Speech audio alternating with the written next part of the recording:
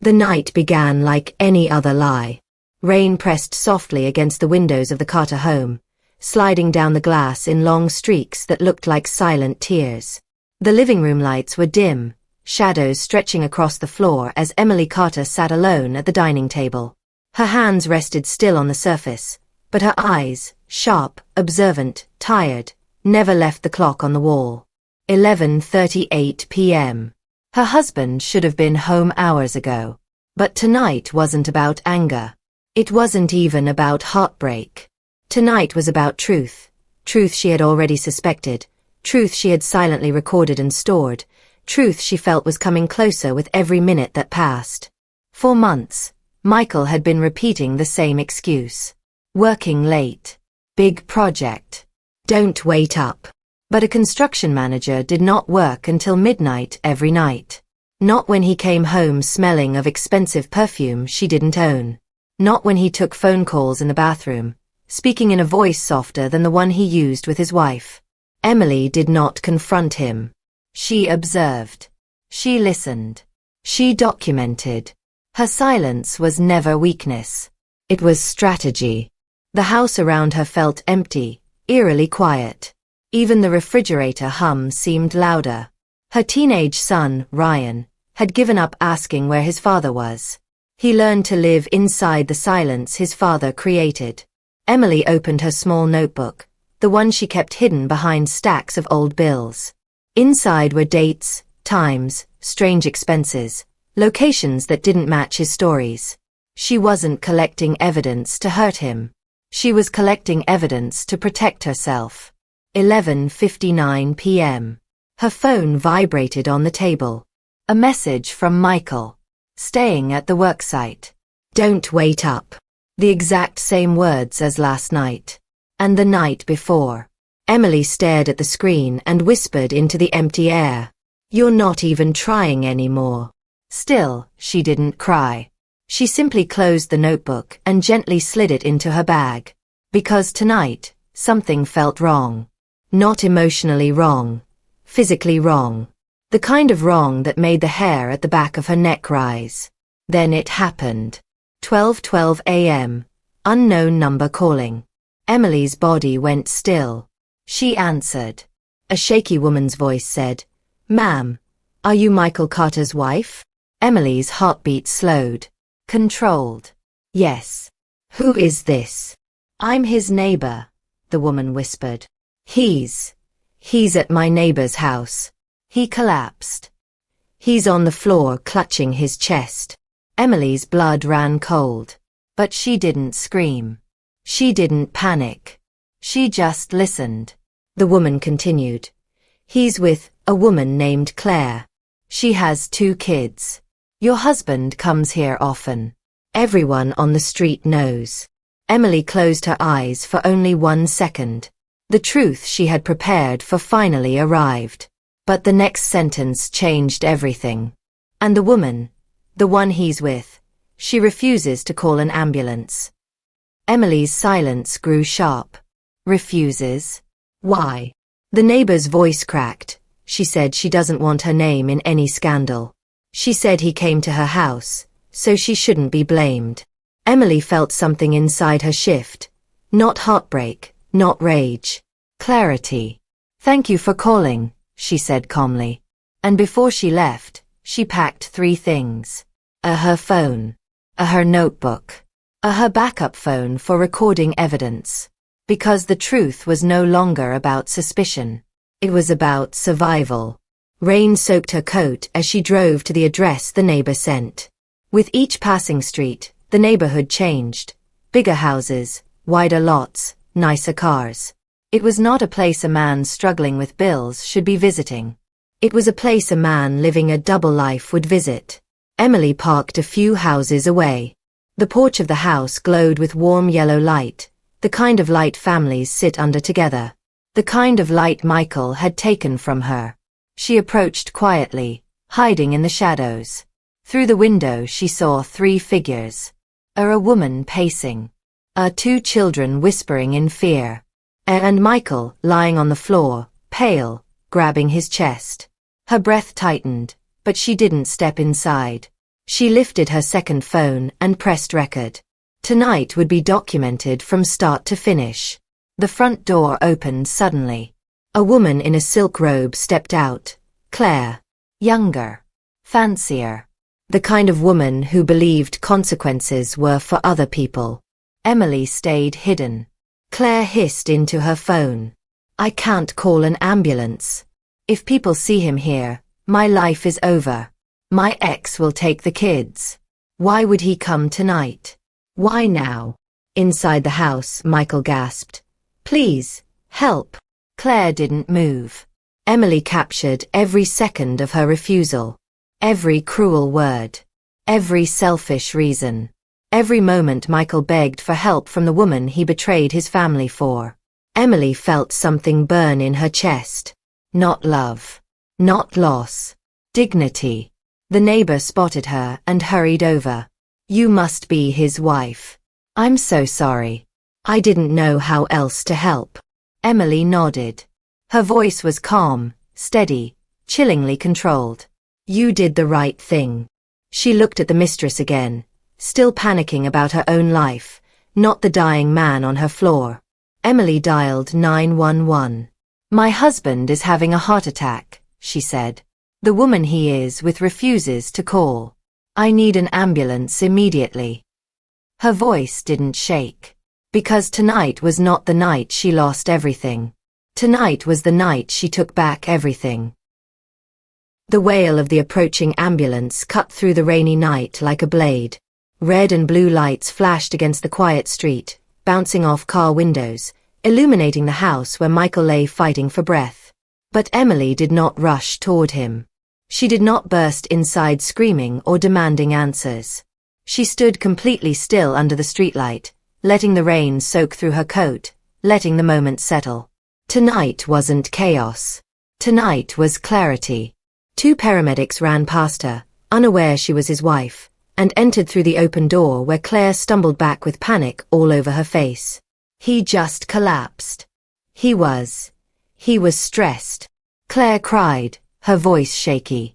Emily watched everything from a distance. The paramedics dropped beside Michael and began checking his pulse, placing oxygen over his mouth. Sir, can you hear me? Stay with us, one paramedic urged. Michael weakly nodded, his eyes barely opening. But when they did, they didn't search for Claire. They searched for Emily. Even though she wasn't in the room, the guilt inside him looked for her. But she didn't move. As they lifted him onto the stretcher, one paramedic asked, Who called 911? Claire quickly said, I did. But the neighbor stepped forward. No, she didn't. She pointed to Emily. His wife did. The words hit the room like a cold wind. Michael's eyes widened in horror, not from pain, but from realization. Emily stepped forward slowly, her face calm, unreadable, faceless in the dim porch light. Claire's voice cracked. You knew? But why didn't you? Emily cut her off gently. This moment isn't about you. And she continued recording. The paramedics pushed the stretcher toward the ambulance. As they passed Emily, Michael reached out weakly, barely lifting his hand. Please, he whispered. But Emily didn't touch him. She only said, breathe. The doctors will do their job. Her tone was steady, controlled, almost cold. As the ambulance pulled away, Claire rushed toward Emily, her robe clinging to her in the rain. I swear, I didn't mean for this to happen, she said, shaking. He told me he was leaving you. He said you two were basically done. He said.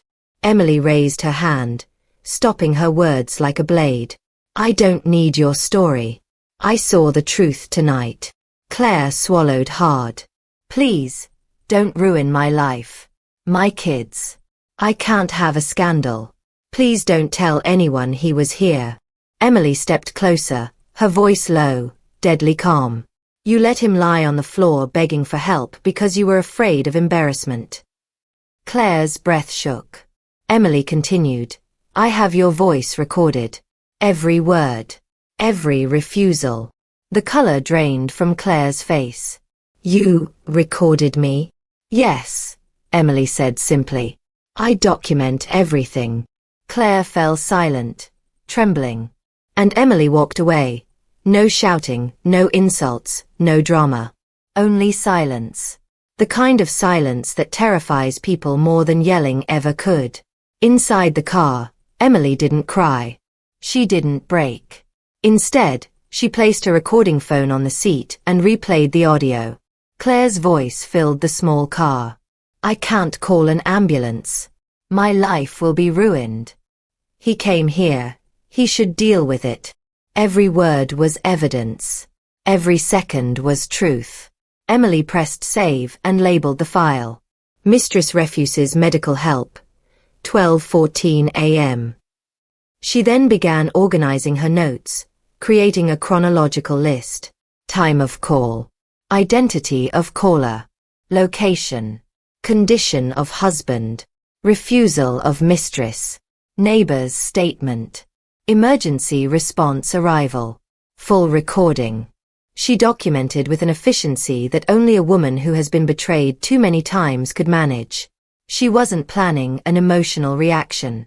She was planning a legal one. The emergency entrance buzzed with fluorescent lights and stress-filled air. Nurses moved quickly, their shoes squeaking against the wet floor. Emily walked to the reception desk. My husband, Michael Carter, was brought by ambulance, she said. The nurse nodded and pointed toward a hallway. He's in critical care. Please wait here. Emily sat in the waiting area, rainwater dripping from her coat, puddling at her feet. She clasped her hands together, not in prayer, but in calculation. She was not thinking, will he survive? She was thinking, what happens next? 2 hours passed before a doctor walked toward her. Mrs. Carter? Emily stood. We stabilized him. He arrived just in time. Another 15 minutes and he would have gone into full cardiac arrest. Emily nodded. No tears. No dramatic collapse. The doctor continued. He kept repeating your name. He was worried about how you'd react. Emily's voice was soft but emotionless. He should rest. Do you want to see him? She paused, considering the question carefully. Yes, she finally said. I need to hear something directly from him. Michael lay with wires attached to his chest, tubes in his arms, oxygen hissing beside him. His face looked older, smaller, weaker than she had ever seen.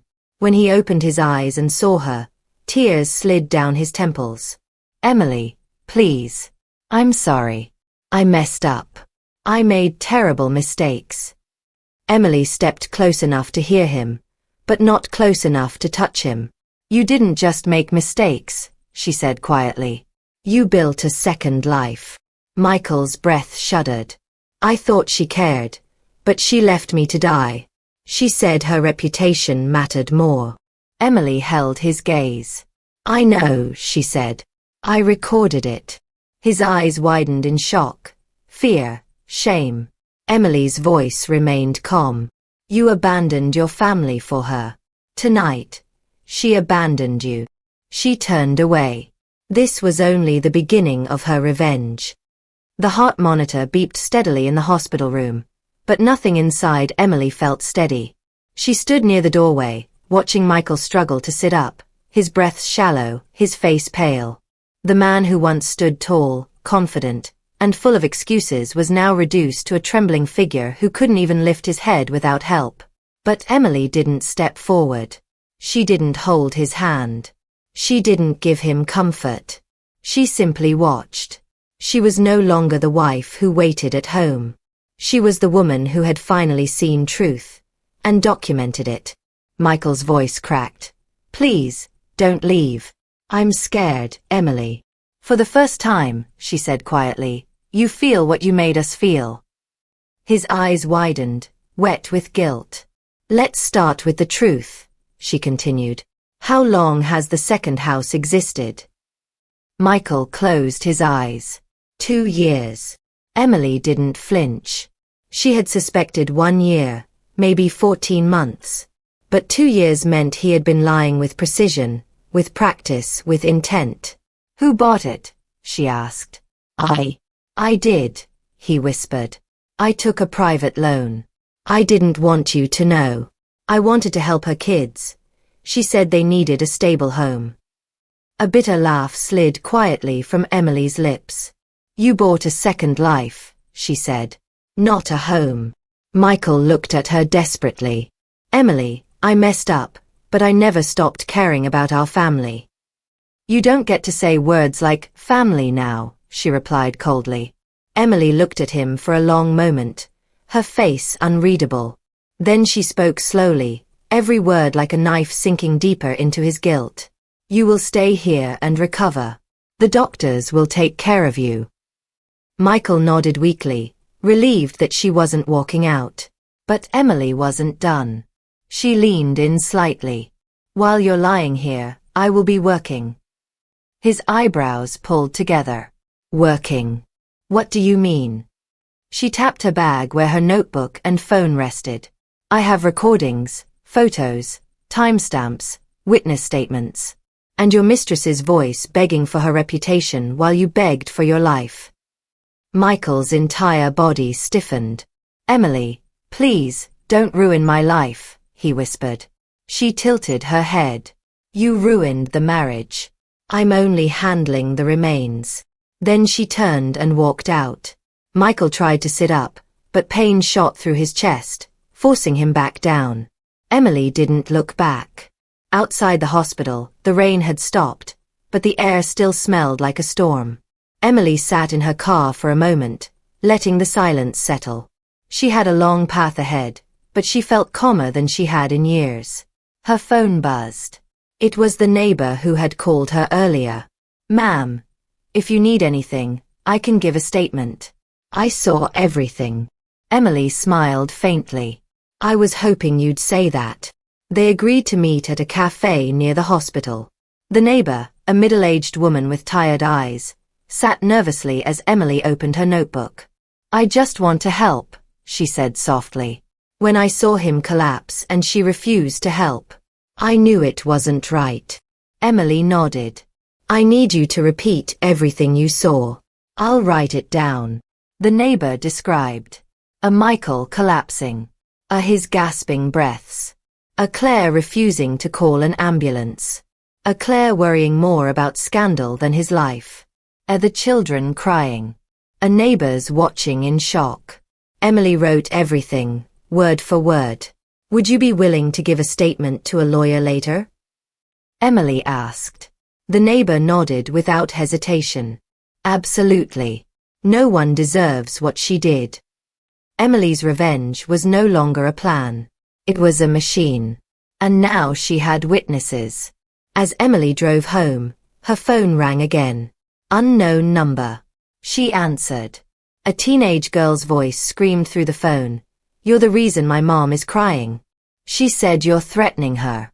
We could lose our house because of you. Emily pulled the car over. My husband bought that house for you, Emily said calmly. Not me. So what?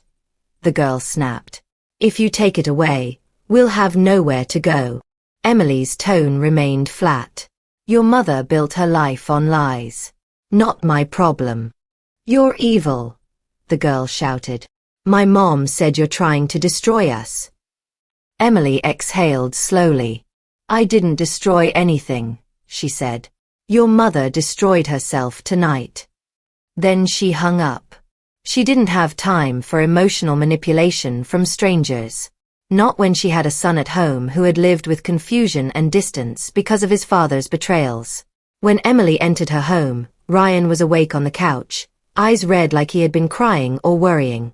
Mom, I couldn't sleep. They called from the hospital. Dad, is he okay? Emily sat beside him. He's alive, she said. But he made serious choices. We will talk about them tomorrow. Ryan swallowed hard. Mom, I know Dad has been lying. I heard him once. On the phone. He said, I'll be home soon, babe. And, he wasn't talking to you. Emily froze. He had known. He had carried this alone. She pulled him into a gentle hug, not dramatic, not emotional, just enough to let him know he wasn't alone anymore. "We're going to be okay," she whispered. "I promise." But inside, she made another silent promise. Michael would lose everything he built on lies. And she would do it quietly, legally, perfectly. Tonight, the storm ended. Tomorrow, her revenge would begin. Morning light filtered weakly through the kitchen windows, casting pale stripes across the floor as Emily made a quiet cup of coffee. She moved slowly, not because she was tired, but because every motion was planned. She had not slept the entire night, yet she felt more awake than she had in years. Today was not about emotions. Today was about consequences. Ryan entered the kitchen, eyes swollen from worry. "Mom, did Dad really have a heart attack at that woman's house?" Emily set the coffee mug down and faced him. "Yes." He swallowed hard. "And she didn't help him?" "No," Emily said softly, her voice sharp like glass. She was more afraid of a scandal than saving his life. Ryan looked away, fists tightening. "I knew he was cheating. I knew it. I just didn't want to believe it." Emily placed a hand on his shoulder. "Your father made choices. Terrible ones. But we will not suffer for them anymore." Ryan nodded slowly. A mix of pain, relief, and clarity settled in his eyes. Emily had one more thought. This is the last morning we wake up confused. No more lies. She grabbed her notebook, her phone, and her evidence drive. It was time. The law office stood tall and cold, its glass doors reflecting the morning sun. Emily entered without hesitation. Inside, a receptionist greeted her. "Do you have an appointment?" "No," Emily said calmly. "But I have evidence of medical negligence, infidelity, and financial deception. I need a lawyer today." Her tone made the room quiet.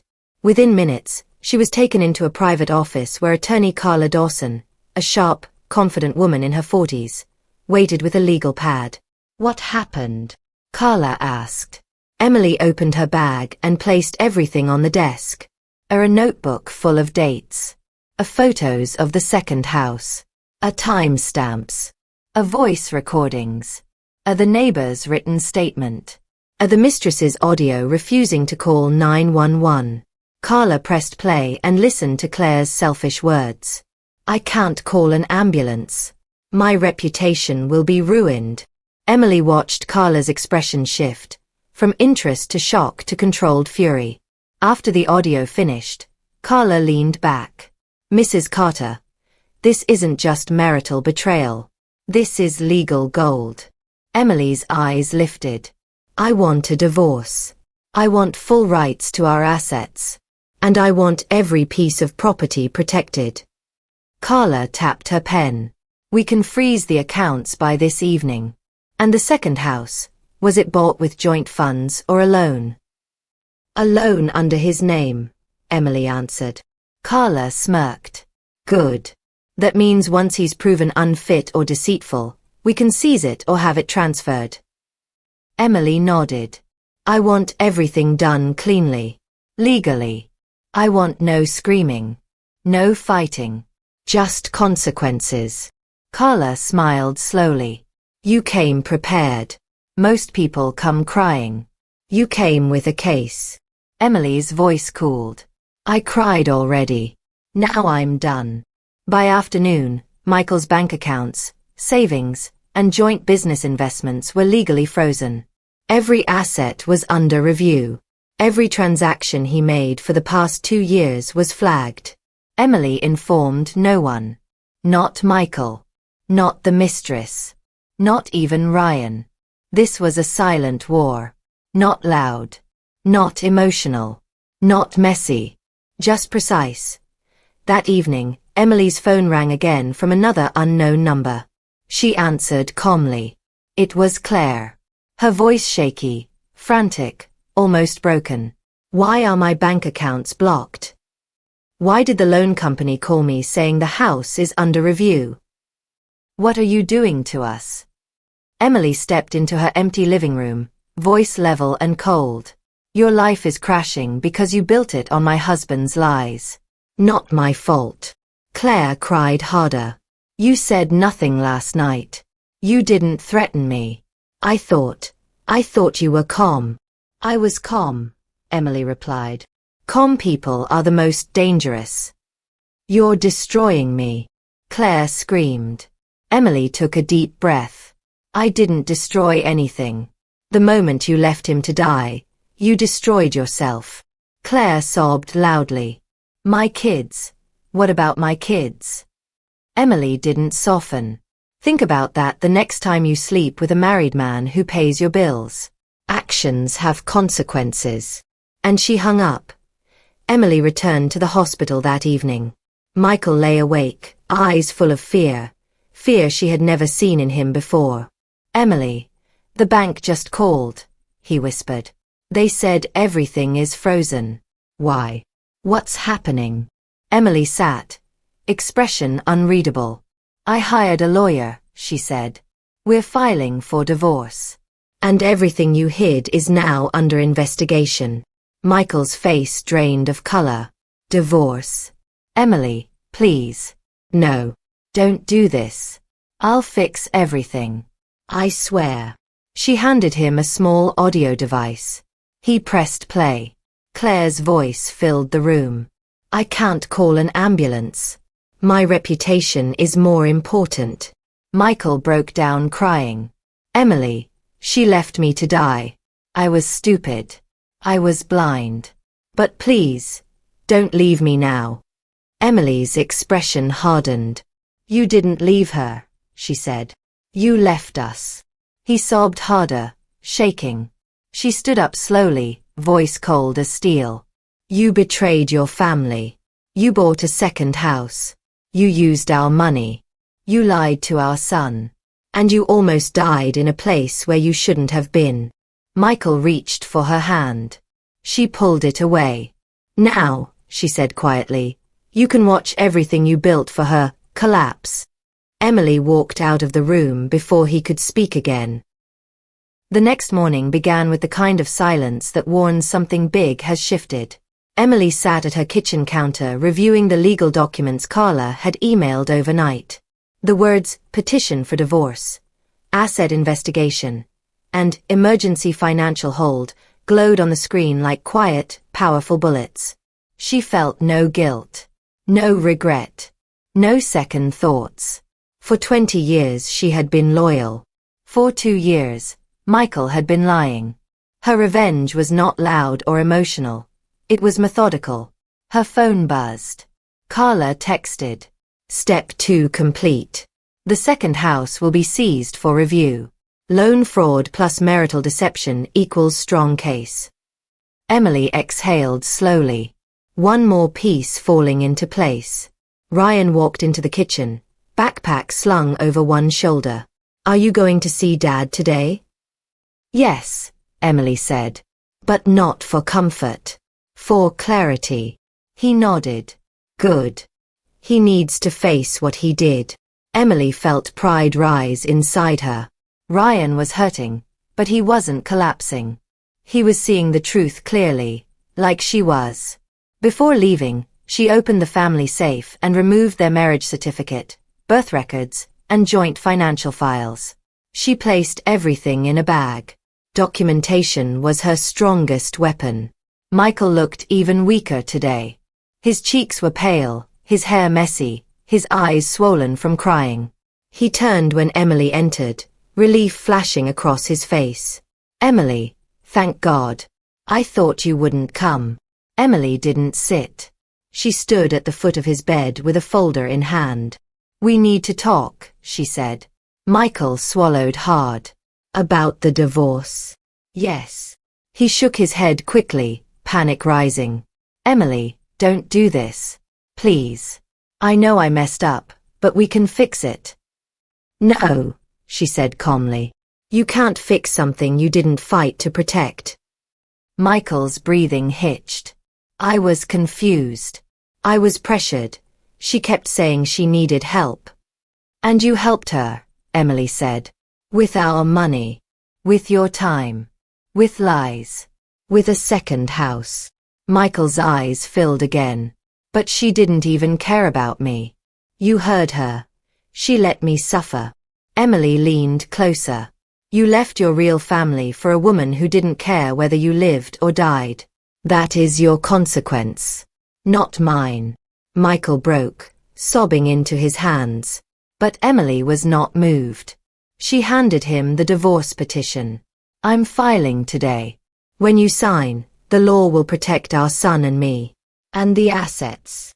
Michael stared at the papers like they were poison. Emily, please. I'm sick. I need you. You needed me 2 years ago, she replied coldly. You chose someone else. While Emily was at the hospital, something unexpected happened. Her lawyer called. Emily, we have a situation, Carla said. Claire came to the firm. Emily froze. Why? She begged us to stop the legal action. She claimed she didn't know he was still married. She said you're destroying her life.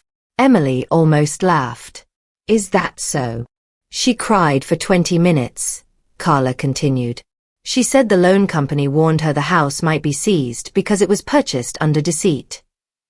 Let it be seized, Emily said coldly. She also asked if she could talk to you, Carla added. Emily didn't hesitate. No. Carla chuckled softly. That's what I thought. Emily hung up, her mind sharpening. The mistress was falling apart faster than she expected. Good. Let her feel fear. At noon, Emily walked into Carla's office again. Carla stood up with a satisfied grin. We're filing a negligence report with the hospital, she said. Once they hear Claire refuse to call 911, they may open a legal case against her too. Emily sat down calmly. Good. Carla continued. We will also document financial abuse and marital fraud. With your recordings, this is a clean win. Emily asked. What happens next? We freeze everything permanently, Carla replied. Then we take both houses. Emily blinked. Both. Yes, Carla said with a smirk. The second house was bought with fraudulent intent. Legally, it can be considered a marital asset, even if he meant it for the mistress. Emily sat back slowly, letting the words sink in. She wasn't just getting justice. She was gaining power. That evening, Emily returned home to find a group of people standing outside her driveway. Claire, her 2 teenage kids, and a man who looked like her ex-husband. Claire rushed toward Emily, mascara smeared, hair messy, desperation all over her face. Please, she cried. Please stop the legal case.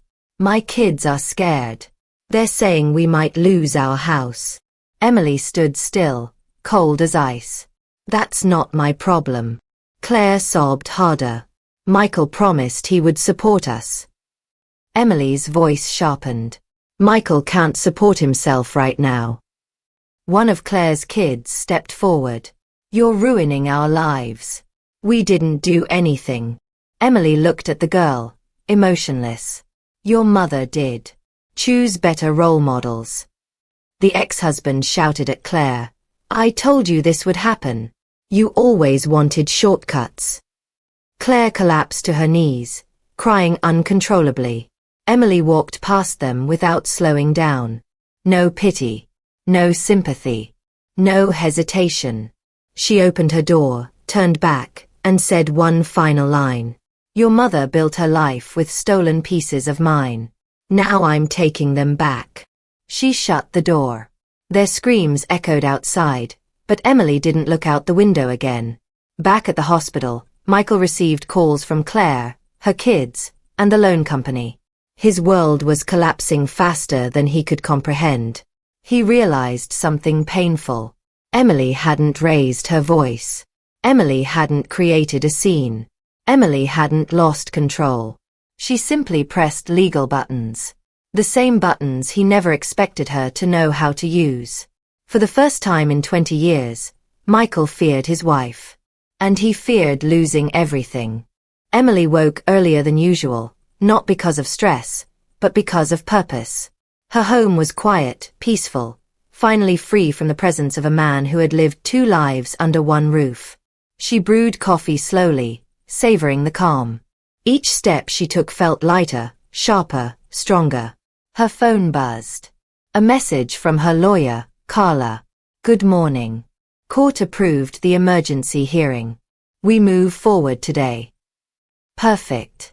Emily closed the message and began gathering all her folders. Documents, recordings, screenshots, the neighbor's statement, everything she had spent months quietly collecting. Revenge wasn't about hurting someone. It was about restoring balance. And she was finally in control as she prepared to leave for the courthouse. The hospital rang. Mrs. Carter, your husband is asking for you. He's very anxious. Emily put on her coat. I'll visit after the hearing, she said calmly. The nurse hesitated. He's really upset. He says everything is falling apart. Emily replied, things fall when they're built on lies. She hung up. The courthouse was quiet, its halls long and echoing like a place where secrets came to die. When Emily walked in, Carla was already waiting, a stack of files in her arms. Carla grinned. Ready to win? Emily nodded. Yes. They entered the courtroom. The judge reviewed the documents silently for several minutes. Emily's recordings played softly through the speakers. I can't call an ambulance. My reputation will be ruined. The judge paused, then looked directly at Emily. You remained calm and acted responsibly. You saved his life, the judge said. This audio is strong evidence of negligence. Carla added, Your Honor, we request immediate property protection and control of marital assets due to deception, infidelity, and financial abuse. The judge nodded. Approved. Then the judge looked at Emily again. Mrs. Carter, you are granted temporary full control of both houses and financial assets until the final divorce hearing. Emily didn't smile. She didn't cry. She simply said, Thank you. Revenge didn't need emotion. It needed precision. At the hospital, Michael sat up in bed when his phone dinged. His lawyer messaged him. The court granted your wife temporary control of all assets, including the second house. Michael felt the air leave his lungs. He tried calling Emily. She didn't answer. He tried calling Claire. Her number was disconnected. He was trapped in a hospital bed, weak, broke, and powerless. For the first time, the consequences he once ignored were now choking him. Meanwhile, at the second house, chaos erupted. A sheriff arrived at Claire's door with legal papers. Ma'am, you are required to vacate the property within 48 hours. This house is now frozen under marital asset review. Claire burst into tears. But my kids. We live here. The sheriff didn't budge. Take it up with the court. This house isn't yours. Her children screamed. Boxes were dragged out. Neighbors watched with wide eyes. The whole street finally learned the truth. The house was never Claire's. It belonged to the wife she betrayed. Claire called Emily 20 times. Emily didn't pick up. Claire finally texted. Please have mercy. My kids don't deserve this. Emily read it. Then locked her phone. Mercy was for honest people. Not for a woman who let her husband die on the floor. When Emily finally arrived at the hospital, Michael looked like a different person. Exhausted, guilt-ridden, empty. You got the houses, he whispered, voice shaking. They're taking hers away. Please, don't punish her kids. Punish me. Not them. Emily stepped forward, emotionless. Michael, she said softly, you punished them the moment you lied to them. You punished our son. You punished me. He closed his eyes, tears sliding down. Emily continued, you bought that house using money that should have supported your real family. You didn't think of the consequences. Now you can't stop them. Michael sobbed. I lost everything. No, Emily corrected. You gave everything away. His voice trembled. Do you hate me? She answered calmly. No. Hate means I still feel something. I feel nothing now. Those words shattered him more than screaming ever could. The neighbor, the same woman who called Emily the night of the heart attack, visited the hospital that afternoon. She stood by Michael's bed, arms crossed. You're lucky your wife came, she said sharply. If she hadn't called 911, you wouldn't be alive. Michael looked down, humiliated. The neighbor continued. And that woman you left your family for? She wasn't thinking about you. She was thinking about her reputation. Michael trembled. I know. No, the neighbor said. You don't. But now you're learning. She left without another word. Michael felt smaller than he had ever felt in his life. That night, Emily sat at her desk at home, organizing the final set of documents. Divorce hearings, financial reviews, property transfers, everything was moving smoothly. Revenge wasn't a moment. It was a process. And she had mastered it. As she closed her notebook, Ryan peeked into the room. You okay, Mom? Emily smiled gently. Better than ever. Are we safe now? He asked. She nodded. Yes. From now on, no more secrets. Ryan hugged her. Emily held him tightly. Their family was smaller now, but stronger.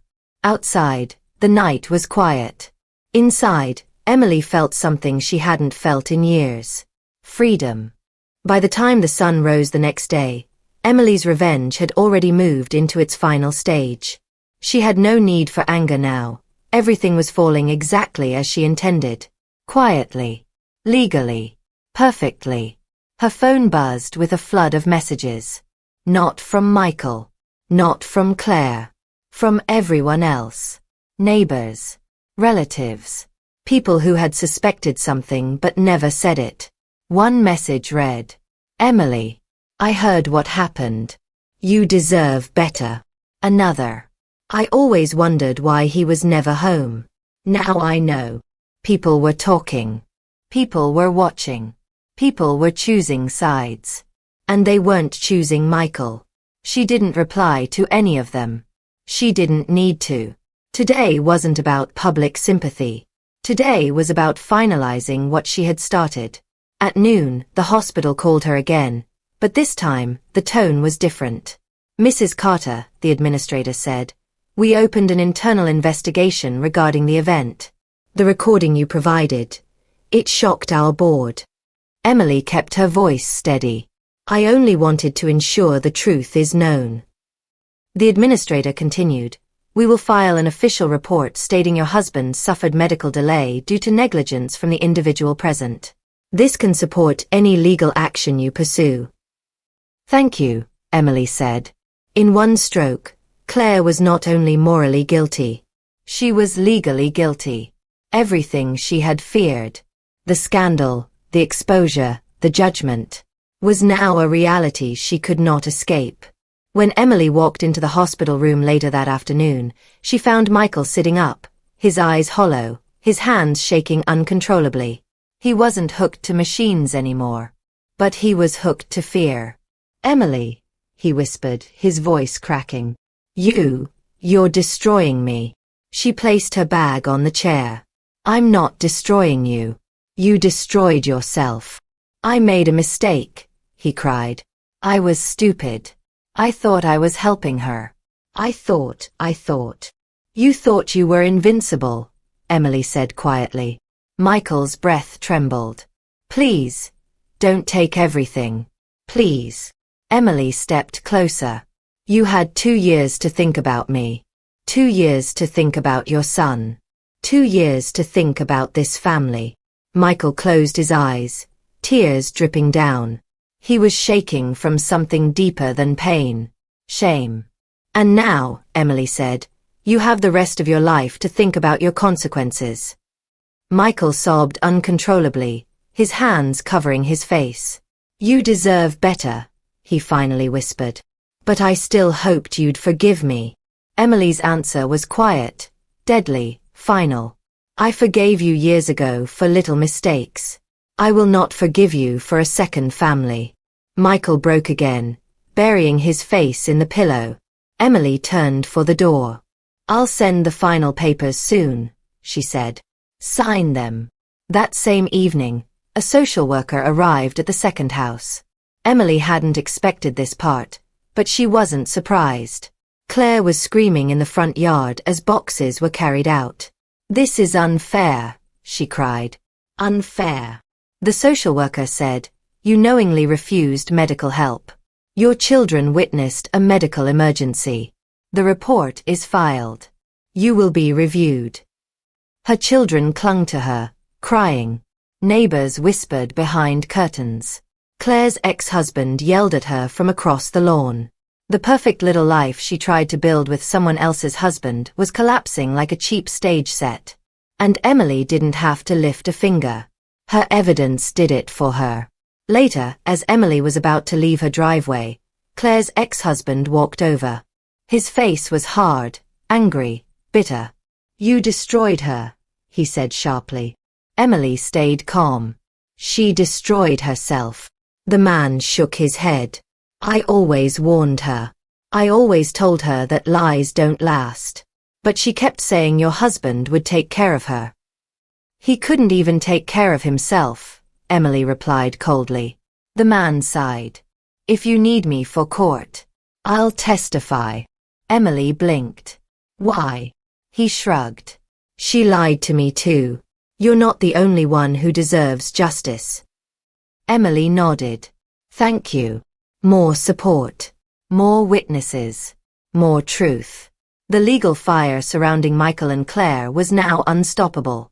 That evening, a courthouse officer delivered an envelope to the hospital. Michael wasn't ready.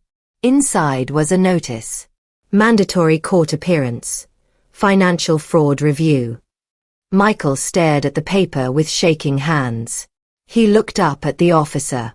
What does this mean? It means, the officer said plainly, you must legally explain the second house, the loan, the deception, and the funds used. And it won't be easy, sir. Michael felt all his strength leave him. Can my wife come? He asked weakly. The officer shook his head. She is the one who filed it. Michael's entire body froze. He whispered, Emily. Across the city, Emily sat on her couch, her notebook closed, her evidence secured. The revenge she built was now fully alive, moving through the court system.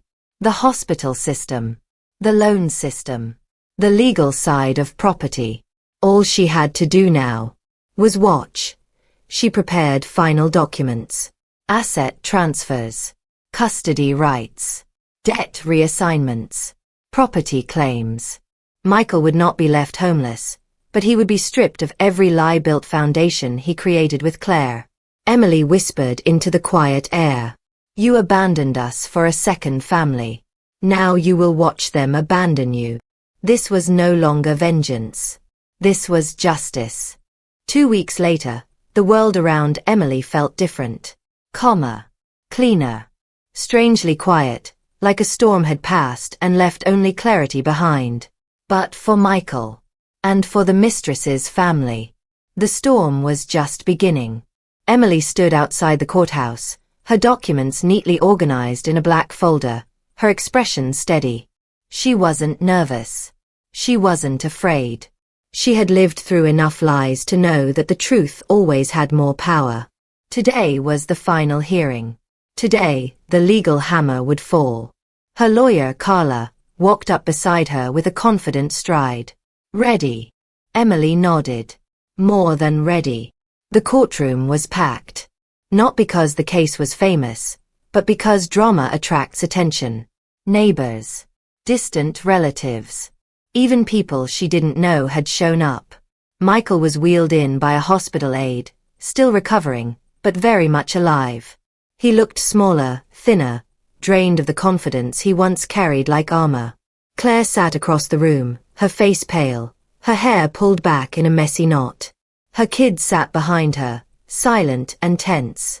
Her ex-husband stood in the corner with his arms crossed, ready to testify. Emily didn't look at any of them. Her eyes stayed forward. When the judge entered, the room fell silent. Court is now in session for the matter of Carter versus Carter. This was it. Michael tried to speak first. Your Honor, I want to apologize. To my wife. To my son. I made terrible mistakes. Emily didn't blink. Michael continued, voice shaking. I let another woman into my life. I supported her financially. I hid a second house. I lied for years. I hurt everyone who trusted me. He broke down, his voice cracking. But I'm begging. Please, don't take everything.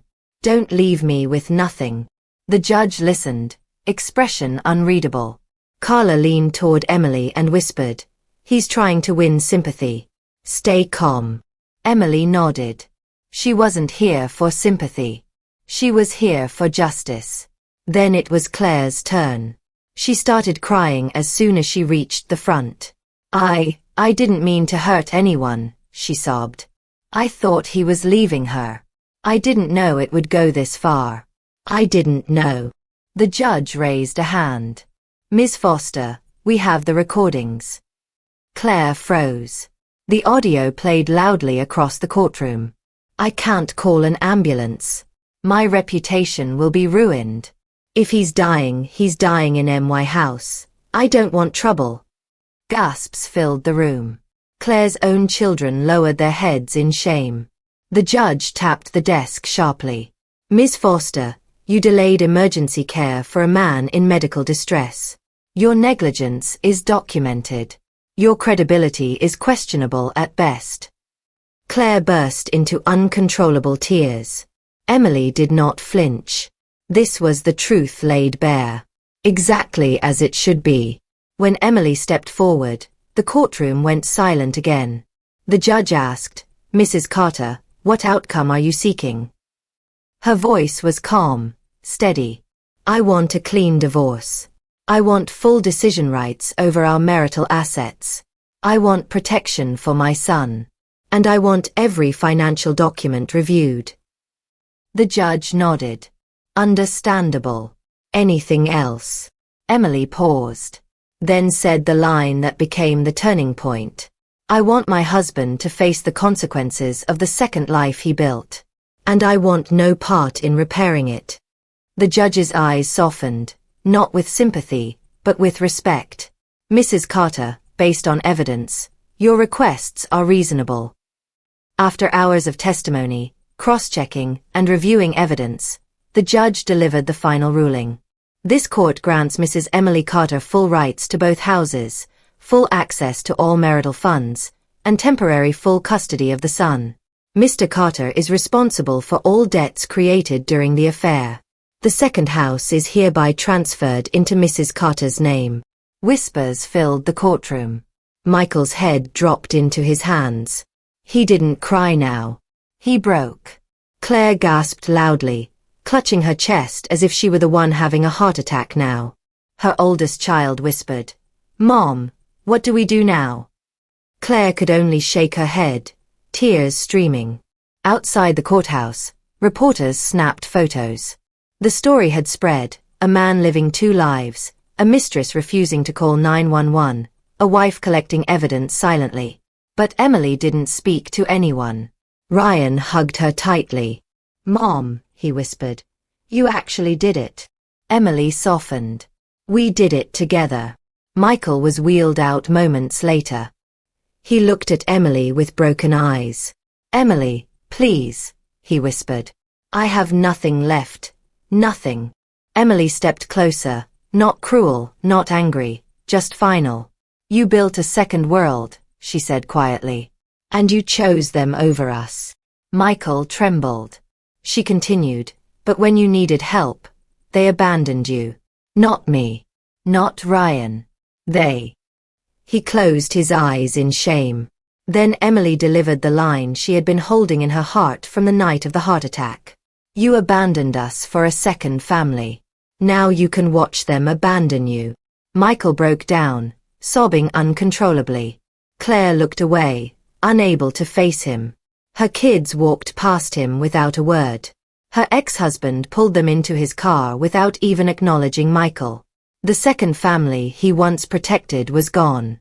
His first family was done. And everything else had been legally taken from him.